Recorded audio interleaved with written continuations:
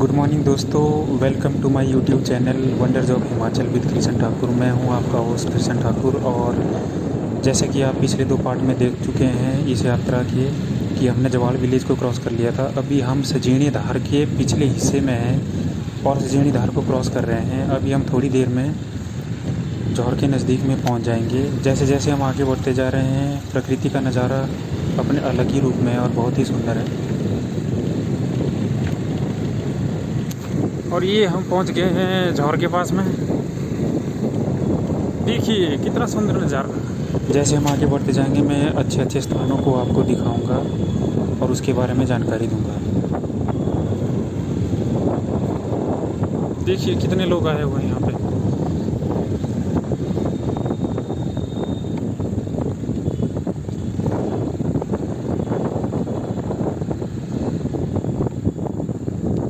जैसा कि आप देख पा रहे हैं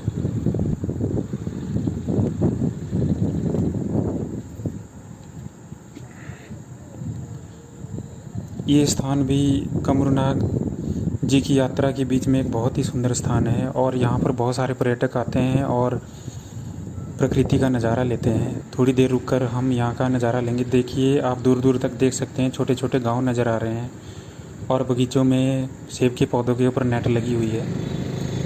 अभी हम निकल रहे हैं अपने अगले डेस्टिनेशन की तरफ जो है पचमढ़ी श्री देव कमरूनाग जी आध्यात्मिक वाटिका, जो कि बहुत ही सुंदर है और अभी उसमें काम प्रोग्रेस पे चला हुआ है।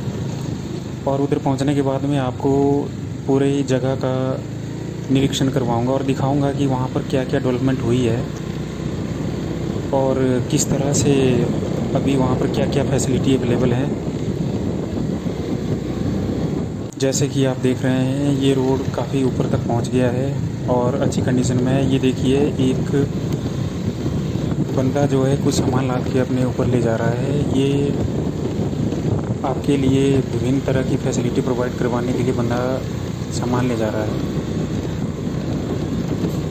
ये देखिए हम पहुंच गए हैं पंचवटी वाटिका के पास में और सामने एक छोटा सा ढाबा भी नज़र आ रहा है जिसमें कि आपको चाय पराठा और कुछ स्नैक्स और कुछ छोटी मोटी फैसिलिटी और मिल जाएगी, जिससे कि अगर कोई बंदा यहाँ पर आता है तो उसको ब्रेकफास्ट या थोड़ा बहुत कुछ खाने के लिए कहीं अपने पैक लंच की ज़रूरत नहीं पड़ेगी। वो यहाँ से ये सब चीज़ें ले सकता है।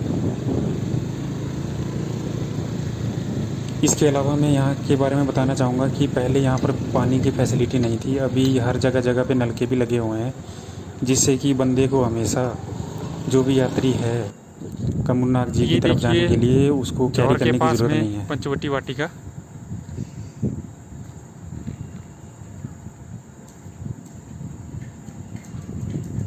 देखिए स्थान की सुंदरता।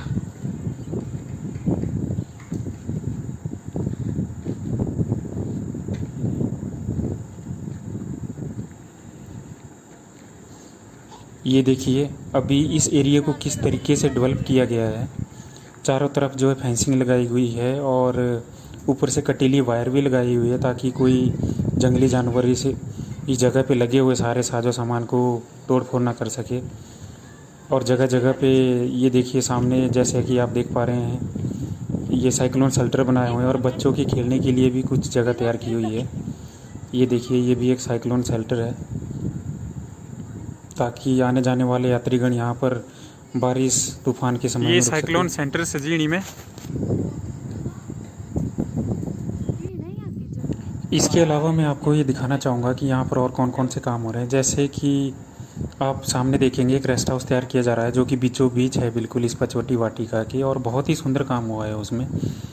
मैं ये आपको बताना चाहूँगा कि ये जो रेस्ट हाउस है एक लोहे के स्ट्रक्चर के ऊपर तैयार किया जा रहा है और इसमें ये पूरा का पूरा ढांचा इसी के ऊपर है रेस्ट हाउस का, और बहुत ही बेहतरीन काम हो रहा है इसमें। अभी काम प्रोग्रेस पे है। इसमें जो है श्रमिक लगे हुए हैं और देखिए लाइटों के बंदोबस्त के लिए जो है सोलर सिस्टम लगाए गए हैं। आने वाले कुछ दिनों में जो है यहाँ पर लाइट की भी अच्छी व्यवस्था हो जाएगी। जैसा कि आप देख पा रहे हैं यहाँ पर आकर आप प्रकृति का नज़ारा ले सकते हैं। बहुत ही सुंदर जगह है।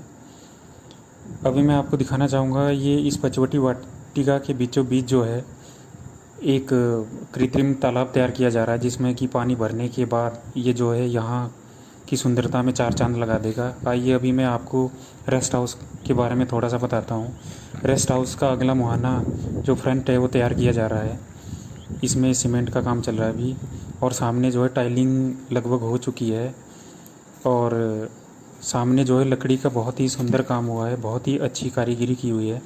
वायरिंग चल रही है और अंदर जो है मिस्त्री जो काम में लगे हुए हैं। इसके बाद आप जो है इसके सामने का नज़ारा जो कि सीढ़ी से धार सामने दिखाई दे रही है, देखिए कितना सुंदर दिखाई दे रहा है। यहाँ पर आप बिल्कुल आके आनंद महसूस कर सकते हैं और प्रकृति के सौंदर्य का मज़ा ले सकते हैं। देखिए यहाँ पर थोड़ी देर रुकने के बाद हम चलते हैं अभी अपने अगले डेस्टिनेशन पे, जो कि है खुंडा, जो कि श्री देव कमरुनाग जी की जहाँ से सीमा प्रारंभ होती है। जैसे कि आप देख पा रहे हैं सामने जो है बैठने के लिए थोड़ी सी जगह तैयार की हुई है। ऐसे बहुत सी जगह पे ऐसे छोटी छोटी जगह बैठने के लिए तैयार की गई हुई है, बेंचों का व्यवस्था किया गया है, जो कि बहुत ही अच्छा है और बहुत ही अच्छी फैसिलिटी है। बीच बीच में मैं आपको और भी अच्छे नज़ारे दिखाते जाऊंगा, जैसे कि इनमें से एक ये भी है। दूर दूर तक बहुत ही सुंदर पहाड़ियाँ नज़र आ रही है, नीचे एक नाले में घर भी दिखाई दे रहा है, बहुत ही सुंदर नज़ारा।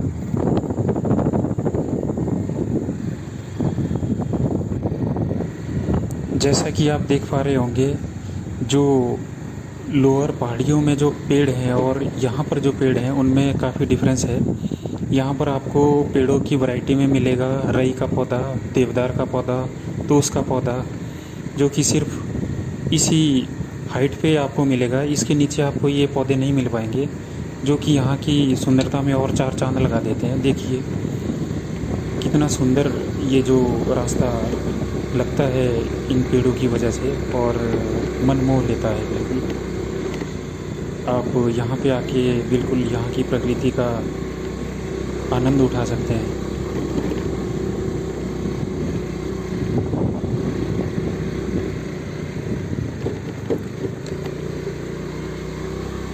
ये हम झौर की तरफ बढ़ते हुए, बहुत ही खूबसूरत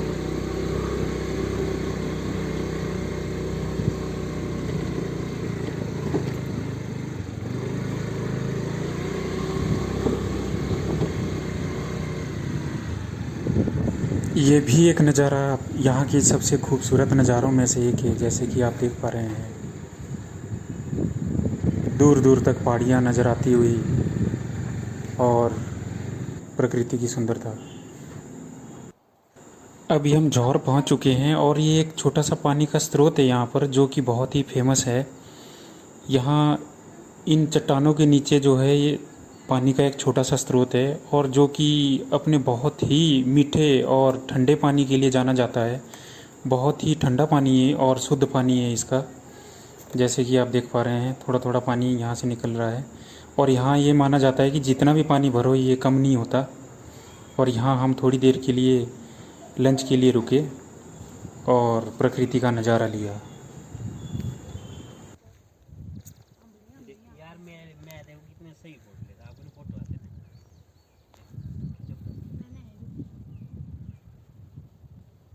हीरो क्या है? यहाँ थोड़ी देर रुकने के बाद हमने अपनी आगे की यात्रा प्रारंभ की। जैसे जैसे हम आगे बढ़ते गए, हम कुछ स्थानों पर सुंदर स्थानों पर रुके और वहाँ का मज़ा लिया, और ऐसे ही स्थानों को मैं आपको बीच बीच में दिखाता जाऊँगा और वहाँ की खासियत के बारे में बताता जाऊँगा।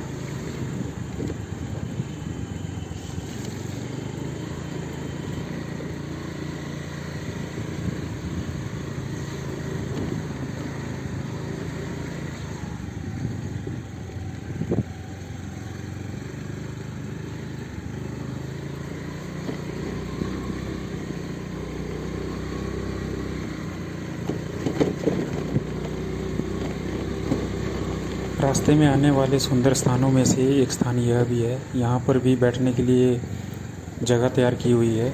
छोटा सा शेल्टर तैयार, वर्षा आश्रय तैयार किया हुआ है। यहाँ पर आने जाने वाले यात्रीगण और श्रद्धालुगण थोड़ी देर के लिए रुकते हैं और यहाँ पर प्रकृति का आनंद लेते हैं। जैसे कि आप देख पा रहे हैं, चारों तरफ पेड़ों से घिरा हुआ ये स्थान और बहुत ही सुंदर।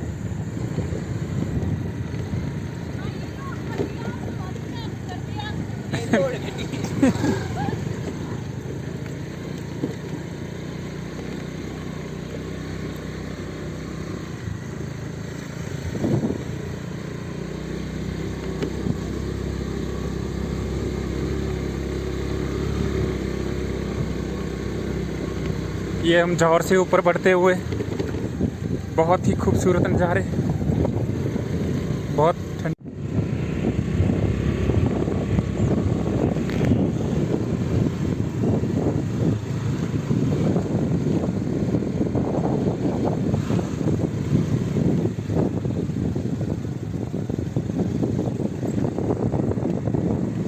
जैसे जैसे हम आगे बढ़ते गए हमें बहुत सारे सुंदर स्थल मिले और उन सुंदर स्थलों का हमने आनंद लिया और प्रकृति का नज़ारा लिया।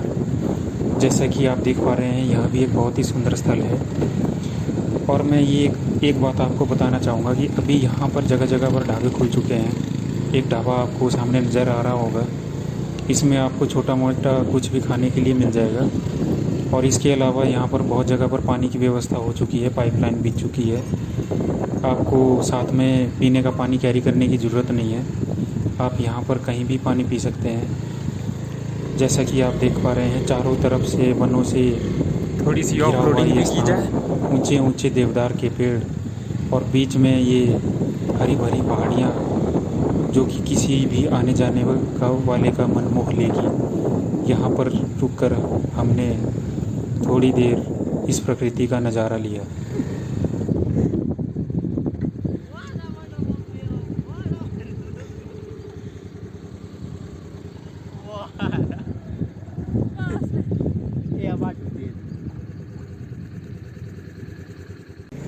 थोड़ी देर यहाँ रुकने के बाद और प्रकृति का नज़ारा लेने के बाद हम आगे बढ़े और आगे आने वाला स्थान है खुंडा। जैसा कि मैंने पहले भी बताया कि वहाँ से श्री देव कमरनाथ जी की सीमा प्रारंभ होती है, तो वहाँ तक ये रोड पहुँच चुका है और अच्छी कंडीशन में है। कोई भी श्रद्धालु जो यहाँ आना चाहता है, यहाँ आने का इच्छुक है, देवता के दर्शन करने का इच्छुक है, वो अपना पर्सनल व्हीकल या फिर गाड़ी हायर करके यहाँ पर आराम से पहुँच सकता है और 30 से 35 मिनट के अंदर आप जो है यहाँ पर गाड़ी से उतरने के बाद देवता के स्थल तक पहुँच सकते हैं। ये देखिए, जैसे कि आप देख पा रहे हैं, बहुत सारी गाड़ियाँ यहाँ पर आ चुकी हैं और बहुत सारे श्रद्धालु आए हुए हैं।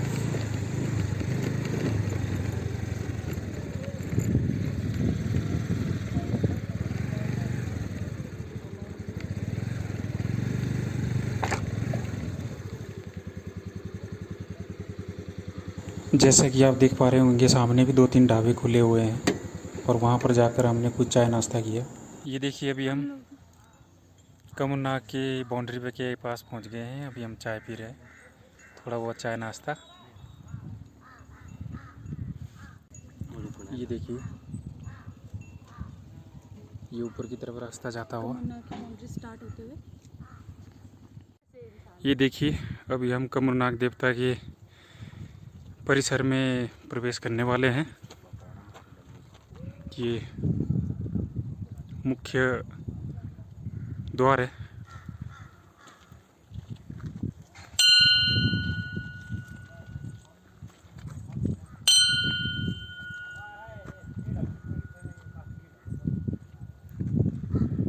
ये जो कुछ ढाबे हैं सामने खुले हुए आपको नज़र आ रहे होंगे, बहुत रीजनेबल रेट है इनका। जैसा कि आप देख पा रहे हैं, बहुत सारे श्रद्धालु आना अभी स्टार्ट हो गए हैं। यह मई जून का महीना चल रहा है और इसी समय यहाँ पर बहुत सारे श्रद्धालु देवता जी के दर्शन करने के लिए आते हैं और आते जाते हुए इस स्थान का आनंद लेते हैं, प्रकृति का नज़ारा लेते हैं। बहुत ही सुंदर स्थान है और हिमाचल प्रदेश के मंडी डिस्ट्रिक्ट के बल घाटी में यह स्थित स्थान बहुत सारे श्रद्धालुओं और प्रकृति प्रेमियों को अपनी ओर आकर्षित करता है। जैसे कि आप देख पा रहे हैं कितना सुंदर ये स्थान।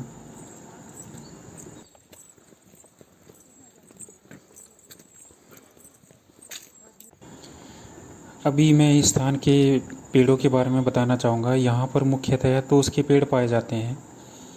जैसे कि आप देख पा रहे हैं ये पेड़ 100 से 150 फीट की हाइट के होते हैं। बहुत ही ऊंचे ऊंचे पेड़ और विशालकाय पेड़ होते हैं ये। और इस स्थान में मौजूद जड़ी बूटी और विभिन्न प्रकार की औषधियों की वजह से इस स्थान को जो है सरकार ने जुलाई 2020 में कमरनाग झील और यहाँ का पूरा क्षेत्र जैव विविधता की धरोहर घोषित कर दिया गया है। इस क्षेत्र में पाई जाने वाली विभिन्न प्रकार की जड़ी बूटियों और विशिष्ट पेड़ों के कारण और उनकी सुरक्षा के लिए इस संपूर्ण क्षेत्र को जैव विविधता की धरोहर घोषित कर दिया गया है। अभी हम देव कमरूनाग जी के पास पहुंचने ही वाले हैं। अभी बिल्कुल 20-25 मीटर की दूरी पर हैं। देखिए अभी छोटी छोटी दुकानें प्रारंभ हो चुकी हैं।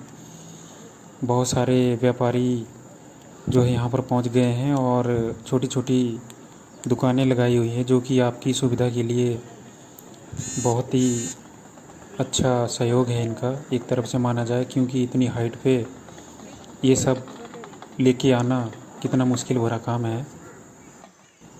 अभी मैं श्री देव कमरूनाग के क्षेत्र के बारे में कुछ बताना चाहूँगा। श्री देव कमरूनाग जी का ये क्षेत्र 3334 मीटर की हाइट पर है, जो कि लगभग 11,000 की फीट की ऊंचाई पर विराजमान है।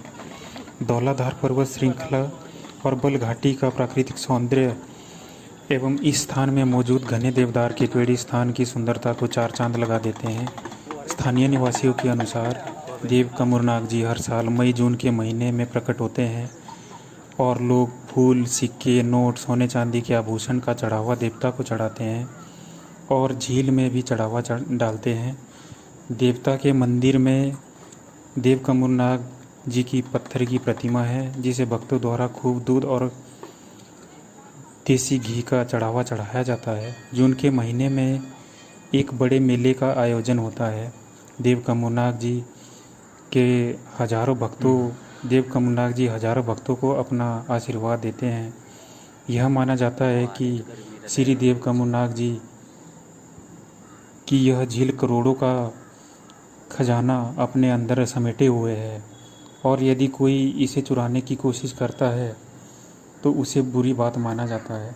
जैसे कि आप देख पा रहे हैं सामने देव कमरूनाग जी का मंदिर है एवं दुर्भाग्य उस व्यक्ति को लग जाता है। इसके अलावा देवता के चौकीदारों द्वारा भी इस झील को संरक्षण दिया जाता है।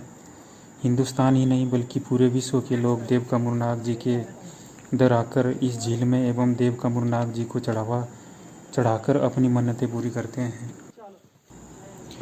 इस प्रकार यह चढ़ावा झील में जाकर इकट्ठा होता जाता है। लोग सोना, चांदी, सिक्के, नोट झील में चढ़ाते हैं। श्री देव कमरूनाग जी का संबंध हिंदू धर्म के पौराणिक ग्रंथ महाभारत से माना जाता है। यह माना जाता है कि श्री देव कमरूनाग जी पांडवों में भीम के पोते और घटोत्कच के पुत्र थे, जो कि बहुत ही शक्तिशाली थे। इन्होंने अपनी माता से आज्ञा लेकर महाभारत युद्ध में कमज़ोर पक्ष की सहायता करने की प्रतिज्ञा ली थी। इस बात का जब श्री कृष्ण जी को पता चला तो वे साधु रूप धारण कर इनकी परीक्षा लेने पहुंच गए। श्री कृष्ण जी को पता था कि कौरव युद्ध में हारने वाले हैं और ऐसी स्थिति में बर्बरीक जी कौरवों की सहायता करेंगे। श्री कृष्ण जी ने परीक्षा के तौर पर बर्बरीक से एक बाण से एक पीपल के पेड़ के सभी पत्तों को भेदने के लिए कहा और स्वयं एक पत्ता अपने पैर के नीचे छुपा लिया। बर्बरीक के बाणों ने सभी पत्तों को भेद दिया और श्री कृष्ण के पैर को भी उठाया, अन्यथा वह बाण श्री कृष्ण जी के पैरों में लग जाता। आप देख रहे हैं सामने प्रतिमा, ये श्री देव कमरूनाग जी की प्रतिमा है और आखिरी पत्ता भी भिद गया। इसके पश्चात यह देखकर श्री कृष्ण जी चौंक गए और उन्होंने भिक्षा देने के लिए कहा।